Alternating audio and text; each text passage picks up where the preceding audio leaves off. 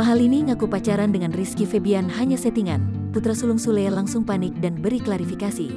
Penyanyi Mahalini saat ini menjadi sorotan publik lantaran baru saja jadian dengan Rizky Febian pada tanggal 7 Februari tahun 2022 lalu. Namun, ayah Rizky Febian, Sule masih penasaran dengan kebenaran hubungan asmara sang anak. Sule langsung bertanya kepada Mahalini soal kebenaran dari hubungannya dengan Rizky Febian. Namun, Mahalini menjawab hubungannya dengan Rizky Febian hanya settingan belaka. Hal itu disampaikan dalam kanal YouTube Sule Production yang tayang pada Jumat, tanggal 11 Februari tahun 2022.